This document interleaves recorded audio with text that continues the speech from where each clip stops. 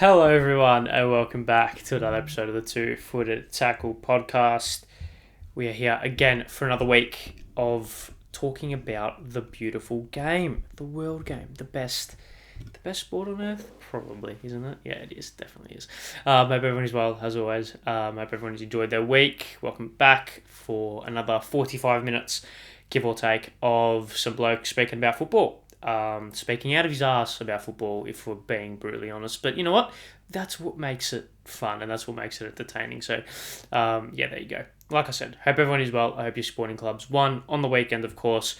And I hope you have joy. I hope football brings you joy every week. Because that's at the end of the day, right? That's why we all watch it, to bring us joy and entertainment. And when our team loses, we all find it very disappointing and we get angry, and it's not entertainment. So I don't know, one of the things about football. But yes, hope everyone is well, like I said, as always. It is the 18th of December, so we are getting very, very near to the festive period for those who celebrate, as well as the new year. It's also currently the Australian summer, which I bring up every week. I bring up the weather every week because I feel like it's important to speak about.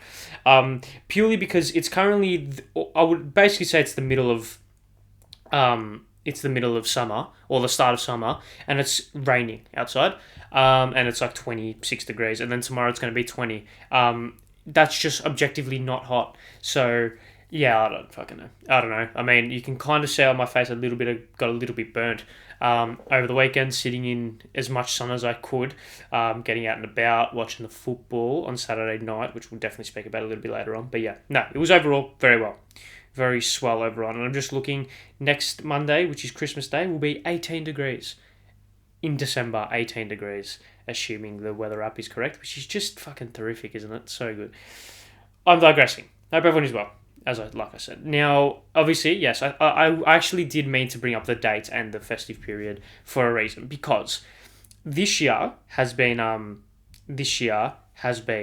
very weird in terms of the calendar for this podcast. So obviously Monday, so I record these on Mondays, is actually Christmas Day. So this time next week will be Christmas Day, and then this time this time in 2 weeks, will be New Year's Day.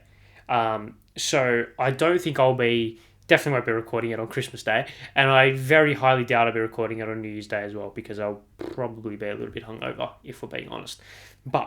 So, the schedule is, there will be podcasts on Boxing Day and on the 2nd of Jan, like per. I will not be missing a week, I don't think. However, the podcast will be slightly different. So, I will aim to record this episode, or next week's episode, on Saturday, the 23rd, before the Christmas derby, which I should be going to. And that will basically be a year recap of football. And I'll be reacting to my 2023 predictions, which I did at the start of this calendar year. So that's going to be interesting. So that's going to be next week's episode. And the week after's episode, so the 2nd of January, if there is one, there probably will be one, it will be a look into the future of giving my football predictions for the year. And I will probably end up speaking about some of the football that had happened between the 23rd, and I'll probably film that podcast around about the 29th or the 28th, depending on. So yeah, the next 2 podcasts won't be the traditional podcast where I recap the week's games, and I speak about the actual current events of football. They will be kind of timeless episodes, in a sense. So yeah, just as a heads up warning, and I obviously will make references to those in those 2 podcasts anyway. But if any of that changes, the socials, which is a good segue onto me plugging the socials. If any of those do change, Two Foot Tackle Podcast on TikTok, Instagram, and Twitter is where you'll probably see updates on what do those changes look like. And then, of course, all the audio platforms as well. Two Foot Tackle Podcast on Google Podcasts, Apple Podcasts, Spotify, and Anchor. And, of course, the YouTube channel. Make sure you like, subscribe, notification bell, share it around, comment, all the good stuff. Means the world. So yes, there you go. There's all the very tedious and annoying admin that we have gotten out of the way. So yes, let's kick things off. What do we have to speak about today? I was going to say quite a bit, not really quite a bit. I want to speak on a couple of different things that happen in the Prem, a couple of different things that happen in Australia football, but overall, not a big podcast, I don't think. So this might run under under traditional time. We might just tick over 40 minutes. So I don't know. I guess we'll just have to wait and see for that. But yes, let's kick things off. Actually, yeah. Firstly, I want to speak about the United Liverpool game because I spoke about that quite in depth last week. So I feel like it's good to review that. Obviously, a very unfortunate incident happened in the in the Luton Bournemouth game over the weekend, which I feel like as a football podcast we have to address. Ever so briefly. I want to speak on City dropping points, other things that have happened in the Premier League and around Europe.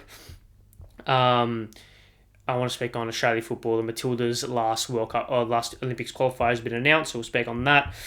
Speak on the announcement made by the AFL, Jesus Christ, that's mixing up the sports there, by the Football Players Association, the FAPA, I think that's what they are. The Players Association, the kickoff times. I want to speak on this Melbourne Victory team because I'm just going to indulge and speak on my club for a little bit because my club in England sucks and my team in Australia is doing so well. So I just want to speak for the first time in a while. So I want to speak on just my love for them at the moment and some other happenings around the A-League, of course. So yes, let's kick things off. And let's speak on Liverpool versus Manchester United, shall we? It ended 0-0. Now, I said last week that I wasn't going to watch the game because it was at stupid o'clock in the morning and I actually have a decently working sleep schedule for once in my life. It's unreal. And I like to maintain that. So, I didn't watch the game. However, what I did do is I woke up and watched the mega mini match without knowing the score. Which is basically, for those who don't know what a mega mini match is, it's basically Optus Sport, which is our viewing broadcaster for the Prem, do 45-minute highlights packages. They're mad. It's so good. So I watched that without knowing the result in the morning as soon as I got up. That was one of the weirdest games of football I have ever watched. Right, and I didn't ever watch it all, but I essentially did watch it all. One of the weirdest games of football I've ever experienced watching. Ever have looked at the stats, looked at the reactions, because you offer United before the game a 0-0 draw. 99.9% of United fans take that. You offer a Liverpool fan a 0-0 draw, and I reckon maybe 2% of Liverpool fans will be like, yeah, 0-0 draw, we'll take that, right? Because you never know what can happen. But the game was just so weird. Like, it was so strange, so bizarre, and just weird. Like an objectively weird football game. Liverpool dominated. I mean, we look at the lineups. Liverpool had basically a full strength team. Obviously, no Robertson, no McAllister. Jota didn't start. Obviously, Matip with his injury, which is very unfortunate. But they've got a good enough depth for it to essentially be a full strength team. Maybe McAllister starts in a fully fit team. But regardless, you look at United. Varane and Evans partnership started for the first time ever. You had Amrabat and Manio in midfield, who, yeah, okay. Obviously, no Fernandes, so McTominay starts as a 10, and then you got Garnacho, Højlund, and Antony. Which is a starting 11, not strong, but not extremely weak either. Where you see the difference in depth is on the bench, because United only made 3 changes for a reason, because their 3 changes were Rashford, Palestri, and Medjbri. Is that... yeah, Hannibal. Just, they're the only 3 attacking players that they've got on the bench, which is very concerning. And then they've just got a bunch of kids with Wan-Bissaka and Van den Beek, as well as Reguilon. So, like, no depth at all on the bench. The bench was one of the worst I've ever seen, especially from a top 6 team. The Liverpool bench was strong as per. Obviously, they brought on Gakpo, Elliott Jones, Gomez, and they had players on the bench, essentially. But the game played out in such an objectively weird way because Liverpool dominated, obviously. They were by far the better team, dominated possession, dominated stats. I mean, if you look at the stats, it was like 34 shots to 6 or something. It was, 34 shots to 6. 68% possession to 32% possession. And it was quite clear that it was United sitting back, praying to God that Liverpool don't find an early goal and just clinging on until they can finally find a counter-attack. That counter-attack never came because Liverpool was so not threatened by United's attack. It was the definition around the ball, like as in when they during the interplay and during like certain phases of play, like in the middle third, and when the ball gets switched out wide, so just before the final pass, And even on the recovery, even when United were going to spring a counter-attack, it was men against boys because Liverpool just did not give a fuck. Like, Liverpool did not care one bit about United in terms of their attacking prospects. Like, United probably had one good chance, and it was that Højlund chance, that good interplay with him and McTominay in the second half, I think it was. That was good. That was a good chance, but that was it. That was literally it for the whole game for United. And it was pretty concerning for both teams that United can't do anything in this game. Like, United could not do a thing. They couldn't pass. They couldn't play through a press. They couldn't go direct. They couldn't counterattack. It was abysmal, right? From start to finish, really, really bad. Their inability to play through a press is just one of the worst I've ever seen from an elite club or from a top six club. For a team that's sitting seventh in the league, you look at other teams, like every team above United can play through a press. And then I reckon for the four teams below United, West Ham, Brighton, Chelsea, Fulham, can all play through a press. Like, even we suck and we can play through a press, right? I think they broke through a press once. They did some good interplay maybe on the left hand side in the second half, and then they got the ball into the middle. I think to maybe Amrabat, who switched it out wide to Anthony. I think that play went something like that, but it was just fucking like so bad. And Liverpool had their way with them, but they just couldn't score. And the quality of the game, and this has been said ad nauseum, right? If you've looked at Twitter and obviously in the breakdowns that a lot of people have done after this, the game was so bad. Like, the game was so bad from a level perspective, like from a purely objectively level perspective, it was so bad, which is really bizarre. Which is quite bizarre because Liverpool, say, what you can expect from derbies, right? And this is what kind of confuses me. The level of the game was so bad, like really, really bad, but the drama and the spice and the kind of niggle and the tough tackles weren't really there either. It seemed like it was Liverpool versus Luton at a midday kickoff instead of Liverpool versus United, like at full strength, like as in like a full pelting Anfield, lots of riding on the game for both teams.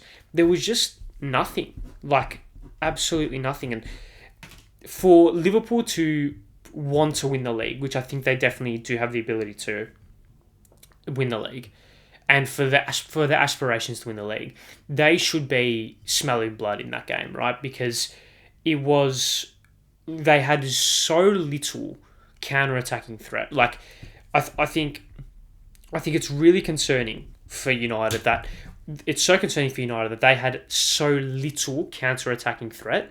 Like, there was nothing going forward for United. Liverpool did not care one bit when United were going on a counter-attack because they knew nothing's going to come of it because their attacking talents.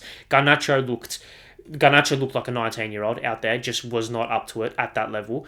Anthony was bad. Højlund looked good when he got service, but he never really got any decent service. And apart from that one interplay with McTominay, he had nothing. McTominay is not an attacking midfielder at that level. So Liverpool just were playing with this very languid, kind of almost lackadaisical approach. So when they did lose the ball, they'd get it back, and then they just kept pumping crosses, pumping balls into the box, and nothing was coming of it. The level of the game was so weird, especially considering when you look at some of the United Liverpool games that have happened in the past, where it's been high tempo, high energy, lots of goals, lots of spice in the game. This game seemed very dull and almost like a training drill at times, but with no intensity of a game that's meant to be one of the biggest derbies in England. It was really bizarre, like really, really bizarre. I mean, Liverpool had 12 corners to United 0, 34 shots to 6, like I said. But even still, 13 of those shots were blocked. So it's like, yeah, they had so many shots, but the quality of chances were really bad, like for the most part. They had a couple of decent chances. Gomez had one late on, which he clattered into the side netting. A couple of crosses to the back post. Salah had a few chances, but apart from that, it was bad, a bad quality game, which surprised me because I thought Liverpool were going to come out and tear them apart, or I thought United were going to sit back and be really, really fluid and attacking on the press, on the counter-attack, and they weren't that either. So I just don't know. Bizarre game. And I guess it maybe speaks a lot about the quality of United. They came into that game wanting to suffocate, and they did.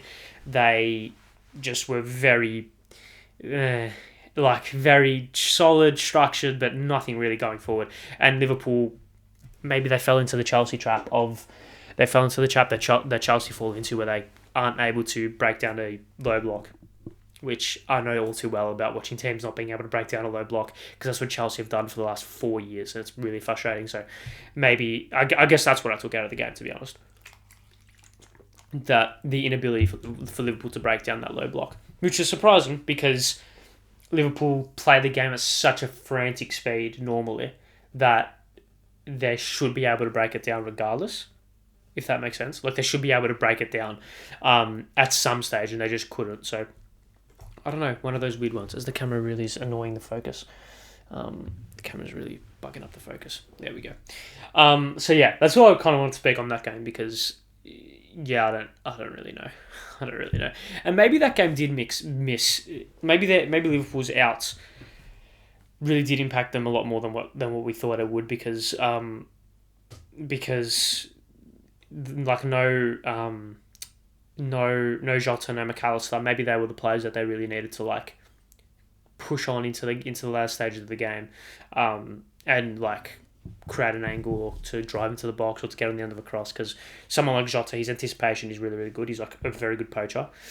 So getting onto the end of one of those crosses, reading a misplay by a United defender, probably could have done well. And even McAllister as well. McAllister's ability to drive the ball from deep, and to be like a very aggressive progressor of the ball from deep. It's something that Liverpool probably lacked, to be honest, because I don't think Endo is that player. I think Szoboszlai and Gravenberch do their better work probably in the mid to attacking third, whereas McAllister, I think, can like drop deep a little bit and like be maybe a more attacking box to box, or like a pure central midfielder that has an attacking mindset. So look, I don't know. I'm not a football coach. That were just my observations from the game.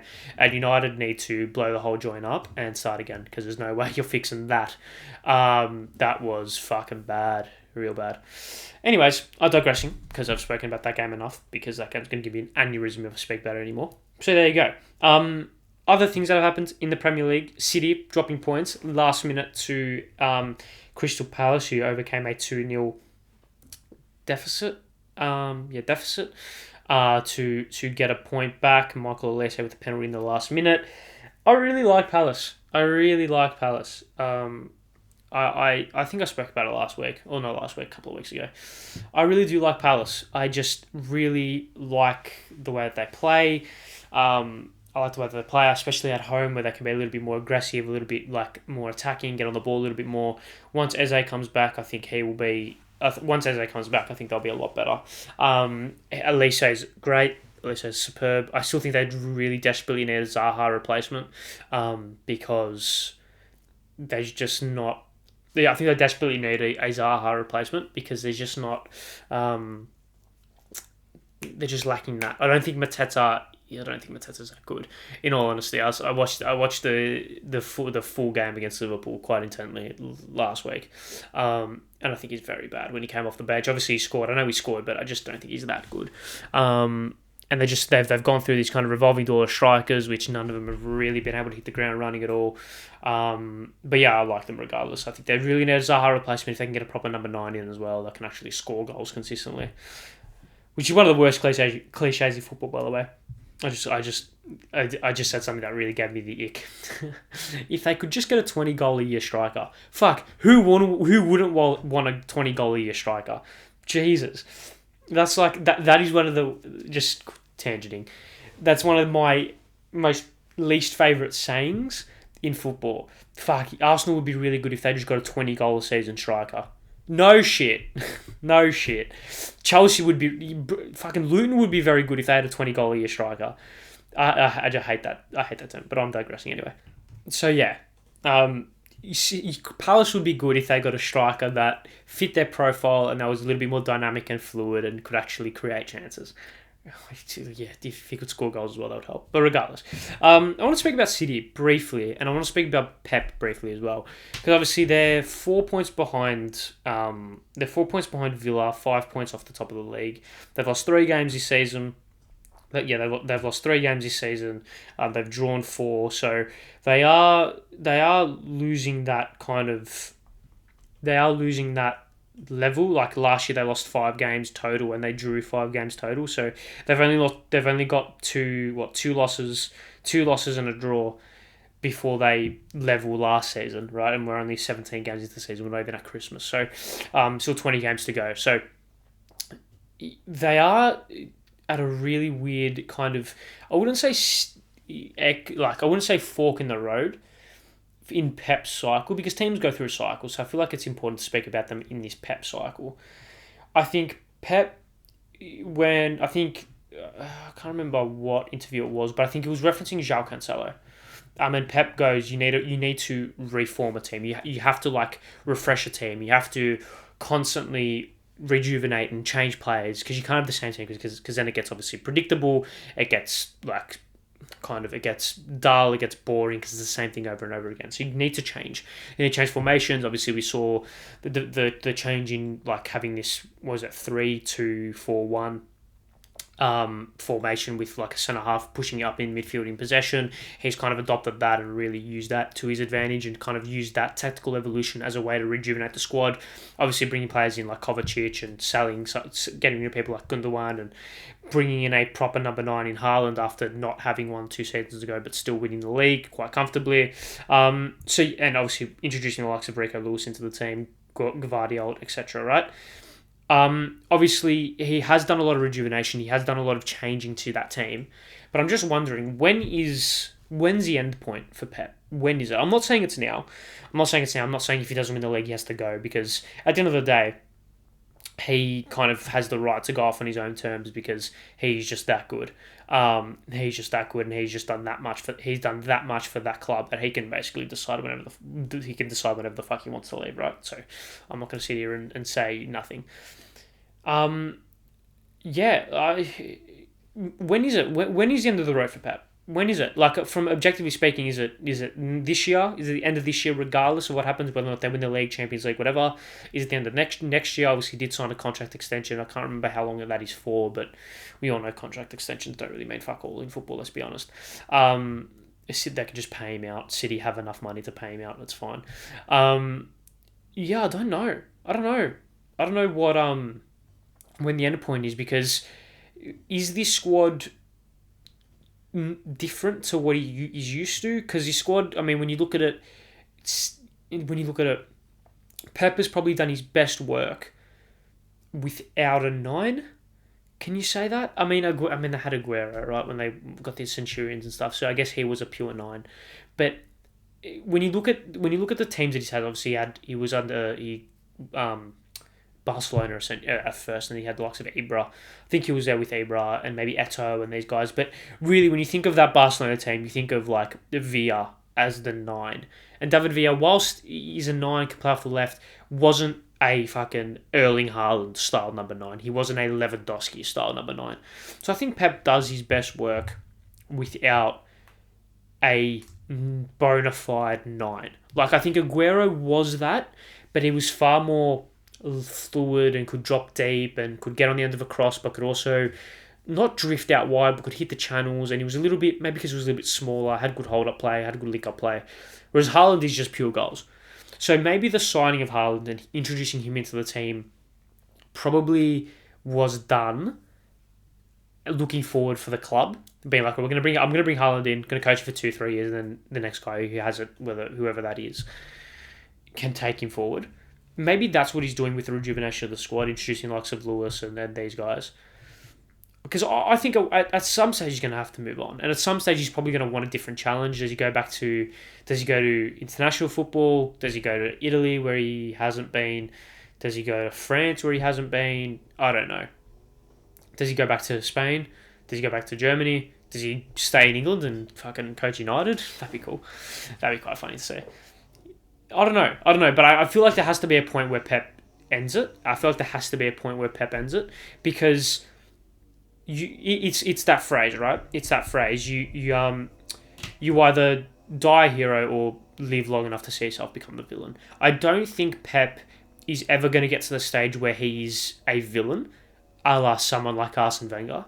But I think there is going to be a stage where if he does hold on for too long, people are going to be like, okay, like, football goes through cycles, managers go through cycles, teams go through cycles, and I think the last 4 or 5 years of Pep's Manchester City has been exceptional, right? They did everything they needed to do except that Champions League, which they got through last year. They have just done everything and some. I think there's going to be a point now where Pep needs to let someone else get the most out of this squad, because I feel like this squad, as things stand right now, probably doesn't suit Pep's football 100%. I feel like it does suit a style of football that is a little bit more chaotic, a little bit more dynamic, a little bit more direct at times as well. With the likes of Doku, with the likes of Haaland, with Foden, these players who are very, very direct, very dynamic. Do they suit Pep's kind of subdued at times football? Probably not. But then again, he is getting stupidly good results with them. So at the end of the day, what do I know? But I feel like I wouldn't be surprised if Pep calls it an end at the end of this season, despite the contract extension, which I don't think means anything, like I said. So yeah, it's just a thought that I had, which I feel like is quite interesting to kind of analyse. Yeah, I don't know. I feel like, I mean, they're 5 points off top, 20 games to go. They don't look as good as what they did last season. Yeah, maybe it's it. Maybe it's it for Pep. I don't know. Probably isn't, but I just thought it was a good talking point to touch on. So yes, let's move on quickly before we move to Australia and speak on some Australian football. I want to speak very briefly, for obvious reasons, very briefly, on the very tragic incident that happened to Tom Lockyer on the weekend. Obviously, in the Bournemouth versus Luton game, was postponed. Apologies. The Bournemouth versus Luton game was postponed was abandoned. Sorry, on the weekend, due to Luton captain Tom Lockyer collapsing, and collapsing on the field just after the hour mark. By all accounts, he's in a stable condition and he's on the road to full recovery by all accounts, so that's very well. Obviously, prayers and wishes to Tom and his family, of course. Just a very unfortunate incident. Obviously, this isn't the first time something similar like this has happened. He collapsed in the playoff final, I think it was, for Luton not long ago. I'm not in a position to retire anyone. I'm not in a position to say that he should retire. I'm not in a position to call for him to stop playing football. But like, there's always a conversation, right? And I mean, the conversation has been floated around when it comes to other similar kind of incidences with obviously CTE and these type of things where like football is not the be all and end all. Like, you do have a life to live afterwards, and at what stage do you sacrifice it all for a 15-year career? I don't know. Like, I don't know. It's just a very unfortunate incident. I agree. I agree with the match being abandoned. I agree with that. I'm happy that action took place, because I feel like it's the most appropriate one at that time. So yeah, just a very unfortunate incident. And I guess we just have to wait and see what happens with Tom, and whether or not he plays again this season, ever. Who knows? Obviously, we all saw what happened with Eriksson. He collapsed. It took some time out and has come back, and he's playing and has played at a good level, right, ever since he's come back, which is a testament to him and his mental strength and his ability to his resilience, I guess I should say. So obviously Tom had the incident not long ago, has come back and has played at a good level this season. I think he's been one of Luton's shining lights this season. So he obviously played well as well. He played well in the game before the incident. So yeah, just very unfortunate incident. Very, very unfortunate is the best way to describe it. Yes, hopefully all is well, and hopefully he can get on the road to recovery. So yes, that's all I want to speak about when it comes to that. I don't want to touch on that too briefly, because I want to try to keep the mood up as much as possible. So yes, let's move on. Let's do a quick kind of wrap up around the leagues. Anything else to cover? Newcastle won. They're back on the winners list. Everton won, which is just insane because they keep winning somehow. They would actually be like top 10 if we went for the points deduction. They would be above Brighton without the points deduction. Or they'd be equal in points with Brighton. They'd be above Chelsea. They'd be in 10th. Boggles the mind. Really does. West Ham won, which is good on them. They won 3-0 over Wolves. So Paquetá is a fucking baller as well, by the way. Just like 3 assists. He's so good. He's so good. He's like, he's so sexy when he plays. Like, fuck. He's so good. So yeah, that's all for that. That's all for that. Premier League. Arsenal won. Good on you. Havertz got his goal. Chelsea won. We won 2-0. Get in. Palmer and Jackson scored. Cole Palmer getting man of the match. Colour me shocked because he's so good. Cole Palmer's the boy. One of the few things that just, yeah, love him. Point being, he's the only good thing that Chelsea have at the moment, which is great. So yes, that's all I want to touch for English football. I'm going to take a quick break. I'm going to return. I'm going to speak on a bit of Australian football. So I'll be uno momento. I'm now Spanish. There you go. Okay, I'm back, and let's take a flight down to Australia. Speak on some Australian football. Now, I want to get this out of the way because I don't want to bore people. I don't want to leave it to last and make people wait. I just want to get it out of the way done. I want to speak about victory. I just very, very briefly want to speak about victory. You know when you just are falling in love with something? You know when you just have this thing where you're just falling in love with it? And you can feel it, like, you can feel it when you're watching them play and there's this feeling like deep in your soul where you're watching a football team play and you think, I fucking love these lot. Like, I love them so much. They're making me feel these emotions that I haven't felt in such a long time. That's what I'm feeling right now when I watch victory. I went on Saturday. It was magical. Like, absolutely fucking magical. Watching my team beat arguably our biggest rivals 3-0 and play them off the park, counter-attack at will, destroy them in the final third, and seeing players like Arzani, like Machach, just take the absolute fucking P155, it is just unbelievable. I mean, when you look at the stats, Sydney had more possession, they had more shots. I don't care because we dominated. In my eyes, we dominated because we just did everything we needed to do. Machach, probably arguably man of the match. He was electrifying again. Like, he is so good. Like, the level that he's at is just unbelievable. Like, unbelievable. His level is just beyond anything. Like, he's so far ahead of this league, it's not even funny. Arzani finally scored. Seeing the joy on his face when he scored was fucking unreal. There's just so much to like about this team right now. So much to like about this team. And at the end of the day, you go to the football to enjoy yourself and to be entertained. And I don't think I've been as entertained watching a sporting team than what I have watched victory over the last month and a half. Especially going to the games. Like, obviously, that was the first home game we've had in about a month and a bit. Maybe a month. Maybe just under a month. Christmas derby. Then Adelaide on New Year's Eve. What more do you want? Like, what more do you want from a football team? I just want to speak about them briefly because I'm just really loving this team at the moment. Really, really loving this team at the moment. But I digress. Let's move on. Yeah, fuck. Oh, just 3-0. So good. Arzani scored. Machach. Bruno scored. Ryan Teague is so good. Like, Ryan Teague is actually fucking so good. Oh, what a man. De Silva was good. I thought Chapman was good as well on the right-hand side, deputising. Yeah, fuck, I don't know. Anyways, I'm gonna stop blabbering on. Let's touch on some other things. The Matildas' last Olympic qualifier has been announced, the 28th of February against Uzbekistan at Marvel Stadium. This is like, I wouldn't say the litmus test. I definitely wouldn't say it's a litmus test for the Matildas, but having like how do I explain this? This is the period now which I think is really important for the Matildas for a couple of different reasons. Firstly, this is the period where it's the lowest it's been since the World Cup hype. And that's not anyone's fault. That's just because they're playing relatively meaningless games and formality type games against low opposition where not a lot of hype is around them, right? And they're playing like rested squads, etc., etc. So the hype obviously isn't as high as it was in the World Cup.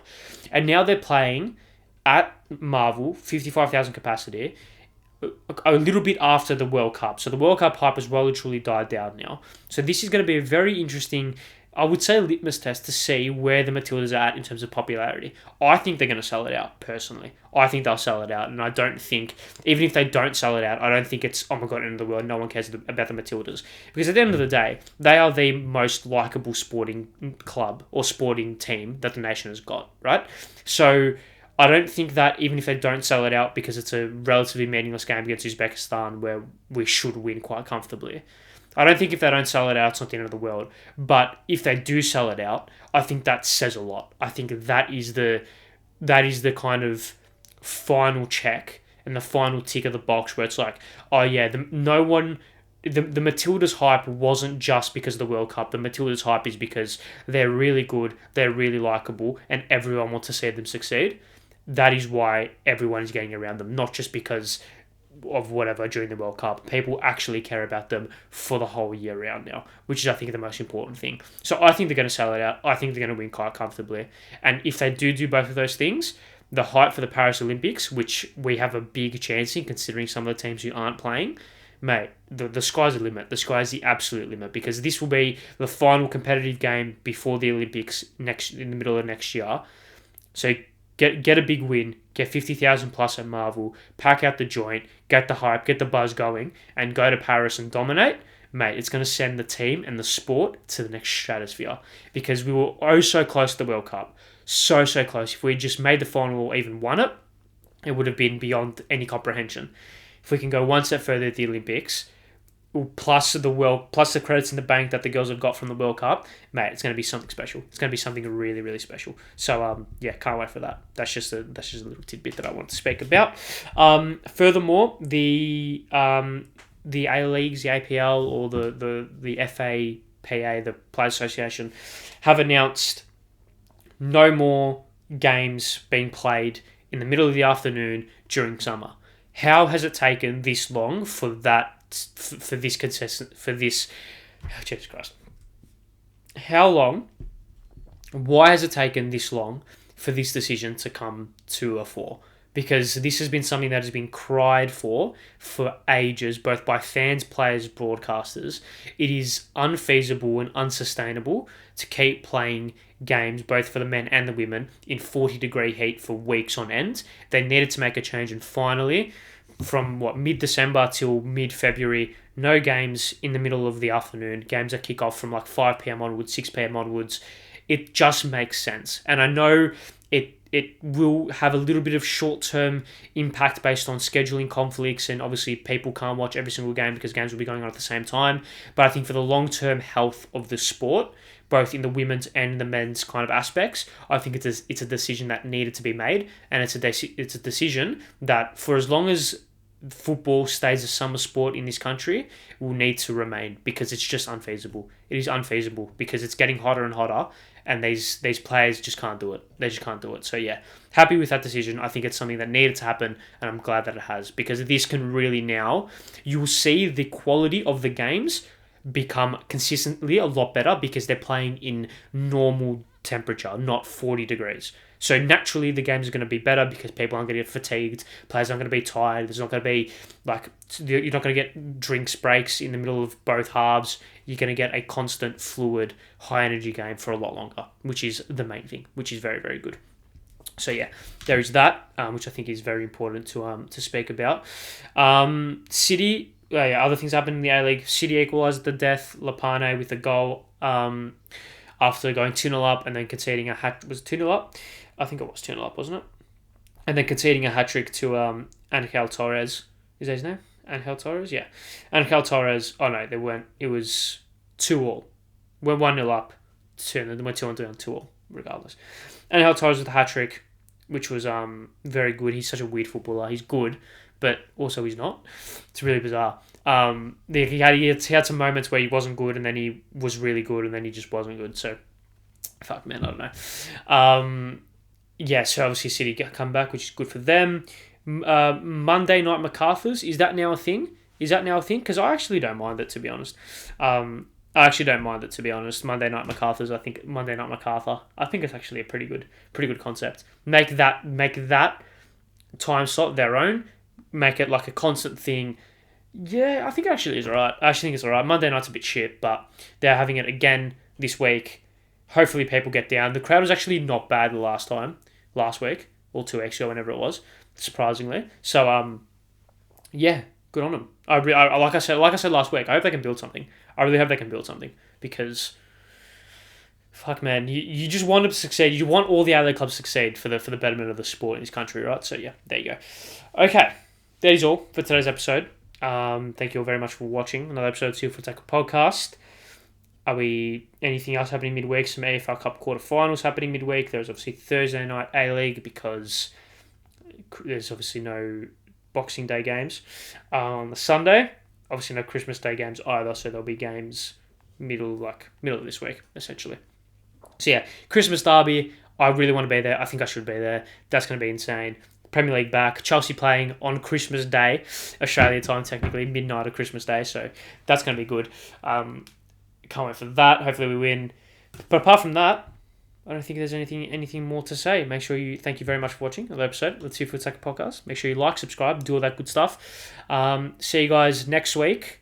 I won't say Merry Christmas because I'll do the next week's episode where I'll actually say Merry Christmas and do all that good stuff, do all the formalities for that. But yeah, this is the last live episode of the year. Next episodes will be timeless ones because I'm not filming podcasts on Christmas Day or on Boxing Day or on Christmas Eve or on New Year's Eve or on New Year's Day. I'm not doing that. So yes, thank you very much for watching. See you guys next week with another episode. Stay well, stay safe. Goodbye.